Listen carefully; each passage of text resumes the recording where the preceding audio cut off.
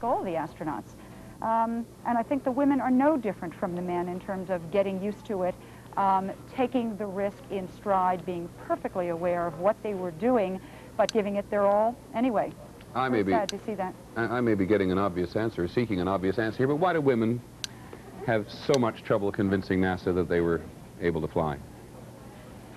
Well, because the space agency originally began thinking that they needed, saying that they needed military pilots to fly their spacecraft.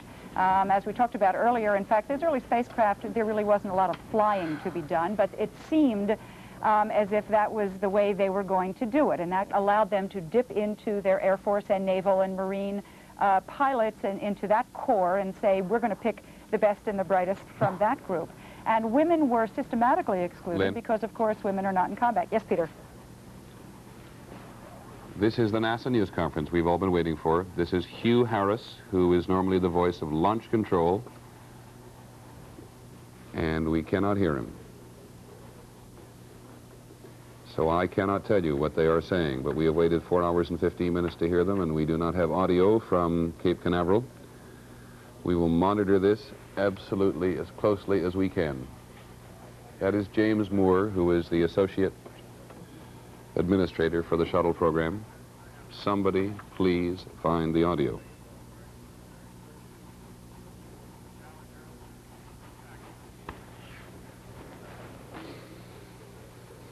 Well, we'll tell you about it, I promise. Jesse Moore, as I said, is the Associate Administrator, and with him is the voice of launch control, one of the great anti-climaxes of all time here, because we've been waiting for 4 hours, almost coming up on 5 hours, to hear him and Hugh Harris.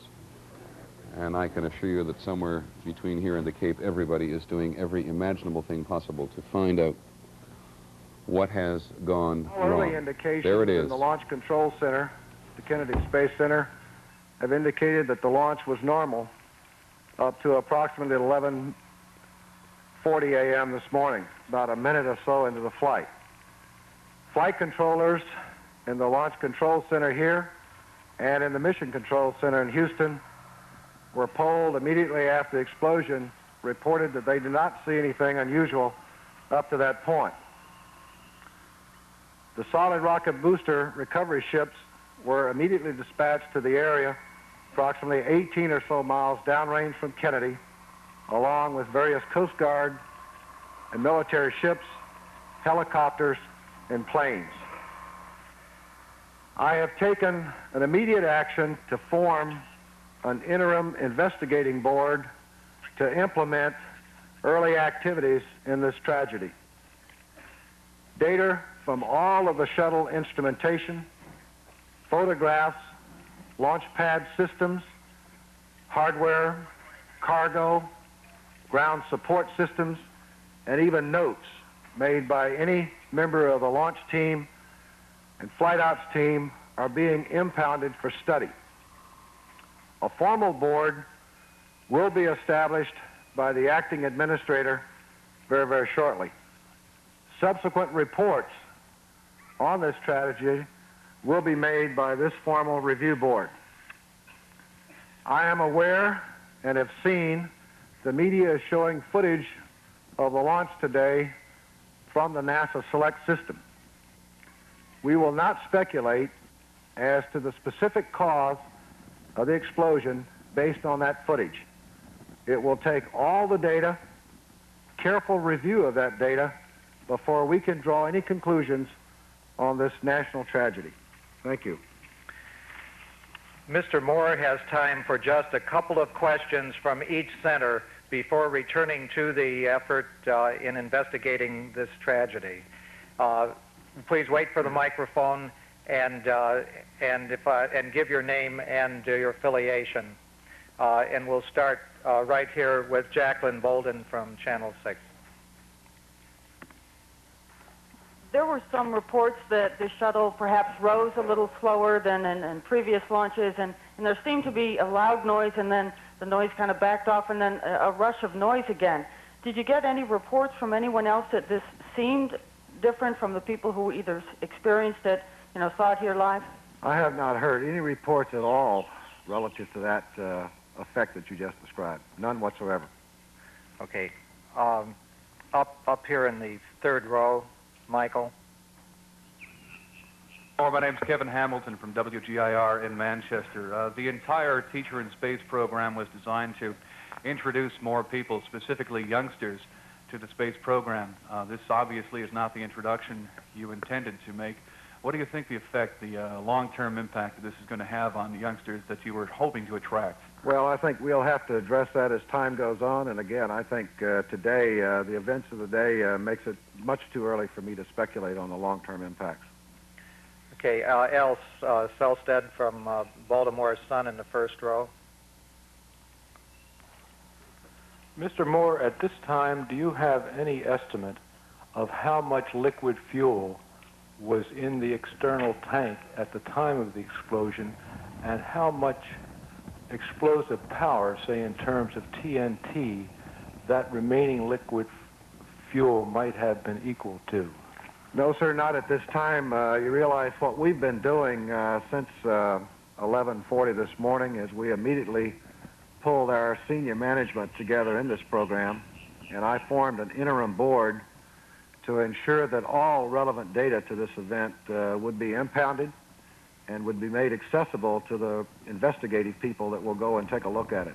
I can't answer your specific questions relative to how much fuel was on board at this point in time. The board, when it's formally reported by the administrator, formally formed by the acting administrator, I'm sure will go into those kinds of questions, but I can't answer it right now. Okay, we're going to take one more question here before going to the Johnson Space Center for questions. Here in the right opposite you, Jackie. Peter Van Sant from CBS News. We received a call today from a member of an academic group who said he was on a tour group that was at the Pad 39B on Saturday night.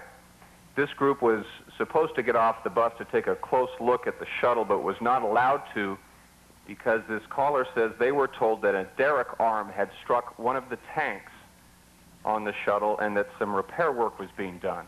Are you aware of this incident, and are you aware of any problems at all with any of with either the external tank or the two solid rocket boosters? No, we looked at that on Saturday. There was not even in the same area that of the tank. It was a small box, a heater box that had about a quarter of an inch of the insulation out of 5 inches that was scraped. It was a very minor scrape. It was repaired, and everybody, all the experts in the program, took a look at that, and so we closed it off at that point in time. Wait for the microphone. I have to have the microphone. There was no damage to any tank, or this arm did not strike any tank as far as Not to my knowledge. Okay, we're going to the Johnson Space Center for questions. Just a couple of questions. This is the Johnson Space Center. We have a question from Paul Reeser, Associated Press. Yes, Mr. Moore. Was there any debris of any description recovered by the vessels, and if so, what was it? We do not have any detailed debris reports at this point in time. That certainly is something that we're looking at, and we will be impounding all the debris that we recover, and we've set up plans here to store that debris so that the investigating group can go in and look at that and assess that in great detail. I do not have any detailed reports right now on debris. Okay. Bruce Nichols. Mr. Moore, with all the delays that you experienced last week, the delay again this week, was there any pressure building at all to try to get this one off the ground? Was the pressure up there? And who made the final decision to go or no go? There was absolutely no pressure to get this particular launch off.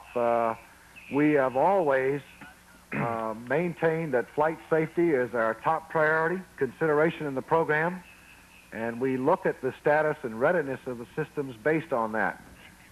We thoroughly reviewed the activities over the weekend and yesterday, and continually reviewed the status of Challenger right up until launch this morning.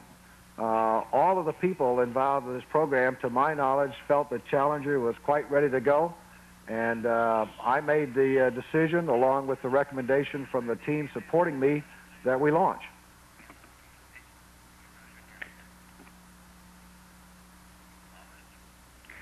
We're going to the Marshall Space Flight Center for a couple of questions. Martin Berkey with Huntsville Times. Can you tell me what this does to the schedule on down the line, including the launch at Vandenberg? No, I'm not prepared to do that. What I have done is basically suspend operations for a few days till we can sit down and assess this. And, you know, we're obviously not going to pick up any flight activity until we fully understand what the